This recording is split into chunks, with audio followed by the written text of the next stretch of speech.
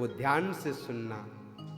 मायके जाना मैं बिल्कुल मना नहीं करता, आपको मायके जाना चाहिए, आपका अधिकार है, लेकिन बिना पति की अनुमति के जो नारी मायके जाती है वो पति का अपमान करती है, और अपमान करना ठीक नहीं है। उस नारी का जो है, उस नारी का सौभाग्य नहीं समझता मैं, वो सौभाग्यशाली नहीं है। कभी भी आपको याद है मां परांबा ने यही गलती करी, बाबा ने कितनी बार रोका, मत जाइए, वहां जाना ठीक नहीं है, आपके पिता ने हमें बुलाया नहीं है, हम क्यों जाएं। लेकिन अपने पति की बात न सुन करके मां चली गई, और उस कथा को आप सब जानते हैं, क्या करना पड़ा बाबा को, हैं? क्या हुआ, परिणाम क्या हुआ।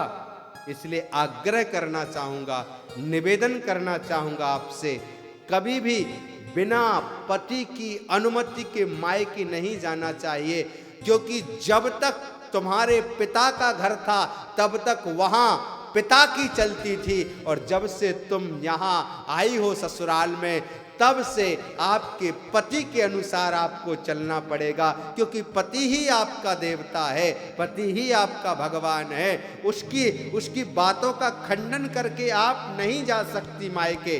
अगर जब तक पति के लिए बुलावा ना आए, किसी अच्छे काम के लिए जाना है, कोई घर परिवार में कोई जो है कार्यक्रम है, शादी है, विवाह है, कोई उत्सव है, तो जाने में कोई दिक्कत नहीं है, बुलावा आए जाओ, लेकिन बिना अनुमति के नहीं जाना चाहिए। और अगर पिता के घर में भी पति का अपमान होता हो, नारियां ध्यान से सुन लें, अगर पिता के घर में पति का अपमान होता हो तो उस पिता के घर को भी नारी को त्याग देना चाहिए, ये शास्त्र कह रहा है, हम नहीं बोल रहे हैं। व्यासपीठ कहती है कि अगर पिता के घर में आपके पति का अपमान होता है, आपको जो है पति को सम्मान नहीं मिलता है, तो ऐसी जगह पर जाने से क्या फायदा,